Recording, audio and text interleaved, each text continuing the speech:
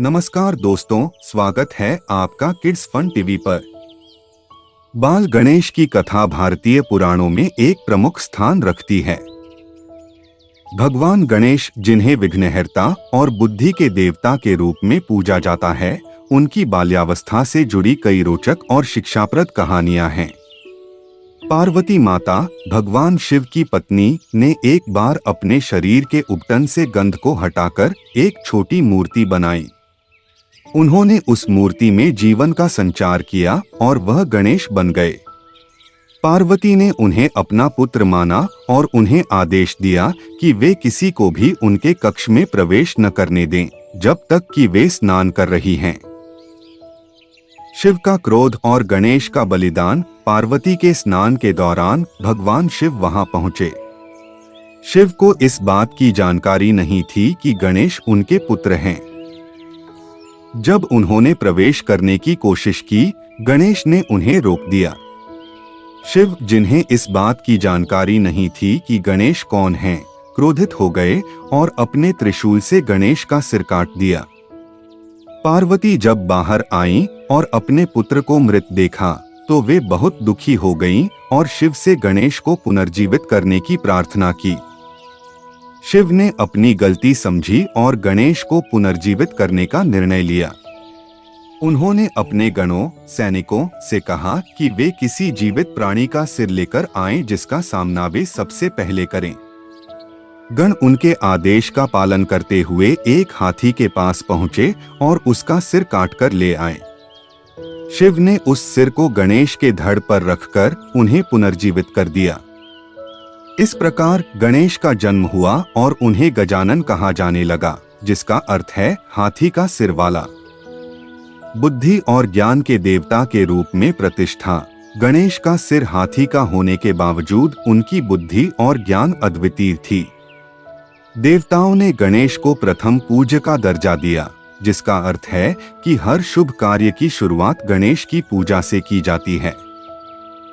इसके अलावा उन्हें विघ्नहर्ता के रूप में भी जाना जाता है, जो सभी बाधाओं को दूर करते हैं। एक बार गणेश जी अपने वाहन मूषक पर सवार होकर जा रहे थे। मार्ग में एक बारात का सामना हुआ और अचानक मूषक ने देखा कि रास्ते में एक सांप है। भयभीत होकर मूषक दौड़ पड़ा, जिससे गणेश जी का संतुलन बिगड़ गया और वे गिर गए। इस पर चंद्रमा ने उनका उपहास किया। गणेश जी ने क्रोधित होकर चंद्रमा को श्राप दिया कि वह कभी भी पूर्ण रूप से नहीं चमकेगा। बाद में चंद्रमा ने अपनी गलती के लिए गणेश जी से क्षमा मांगी और गणेश जी ने उनके श्राप को कम करते हुए कहा कि चंद्रमा 15 दिन तक घटेगा और फिर 15 दिन तक बढ़ेगा और इस तरह से पूर्णिमा और अमावस्या की स्थिति उत्पन्न हुई। एक अन्य कथा में गणेश और उनके भाई कार्तिकेय के बीच एक प्रतियोगिता होती है कि कौन तीनों लोकों की परिक्रमा सबसे पहले कर सकता है। कार्तिकेय अपने वाहन मोर पर सवार होकर तुरंत निकल पड़ते हैं, जबकि गणेश, जो अपने भारी शरीर और छोटे वाहन मूषक के कारण तेजी से नहीं जा सकते थे, वहीं खड़े रह जाते हैं। परंतु गणेश जी की बुद्धि ने उन्हें इस कठिनाई से उबरने का उपाय सुझाया। उन्होंने अपने माता पिता शिव और पार्वती की परिक्रमा की और कहा, मेरे माता पिता ही मेरे लिए तीनों लोक हैं। इस प्रकार गणेश ने यह प्रतियोगिता जीत ली और उन्हें प्रथम पूज्य का सम्मान मिला।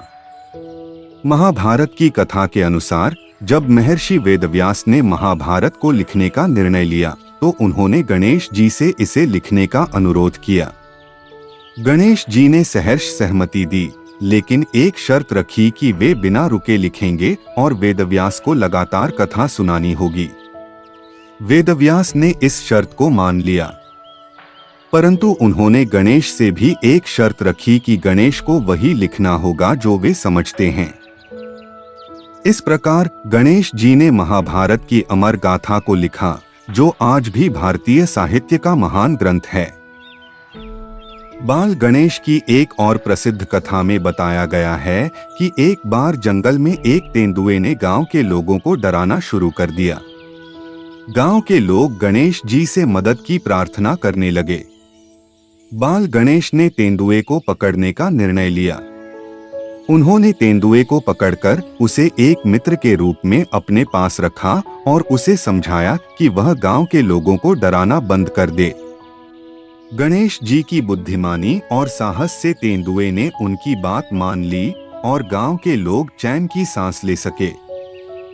एक दिन गणेश जी ने सोचा कि उन्हें एक नया वाहन चाहिए। वे जंगल में गए और एक बड़े हाथी से मिले। गणेश जी ने उस हाथी को अपने वाहन के रूप में स्वीकार करने का प्रस्ताव दिया, परंतु हाथी ने मना कर दिया। तब गणेश जी ने अपनी बुद्धिमत्ता का उपयोग करते हुए मूषक चूहा को अपना वाहन बनाने का निर्णय लिया। उन्होंने एक विशाल मूषक को अपने वाहन के रूप में चुना। मूषक ने गणेश जी की बात मान ली और इस प्रकार गणेश जी का मूषक वाहन बना। यह घटना हमें सिखाती है कि किसी भी परिस्थिति में बुद्धि और साहस से समस्या का समाधान किया जा सकता है। बाल गणेश की कहानियों में शिक्षा और उपदेश का भंडार है। गणेश जी की बुद्धिमत्ता, साहस, धैर्य और संयम उनके चरित्र के प्रमुख गुण हैं। उनकी कथाएं हमें सिखाती हैं कि हर समस्या का समाधान बुद्धि और विवेक से किया जा सकता है। गणेश जी की पूजा और उनकी कहानियों का स्मरण हमें जीवन में सही मार्ग पर चलने की प्रेरणा देता है। बाल गणेश की कथा भारतीय संस्कृति का अभिन्न हिस्सा है। उनकी कहानियां केवल धार्मिक दृष्टिकोण से ही महत्वपूर्ण नहीं हैं, बल्कि वे जीवन में सही मार्गदर्शन और प्रेरणा का स्रोत भी हैं। गणेश जी की बाल्यावस्था की ये कहानियां हमें यह सिखाती हैं कि जीवन में आने वाली हर चुनौती का सामना धैर्य, साहस और बुद्धिमानी से किया जाना चाहिए। उनका जीवन और उनकी कथाएं हमें सिखाती हैं कि सच्ची बुद्धि वह है जो हर समस्या का समाधान ढूंढने में सक्षम हो और जीवन को सही दिशा में ले जाने में सहायक हो। ऐसे ही मजेदार वीडियो देखने के लिए चैनल को सब्सक्राइब करें। धन्यवाद।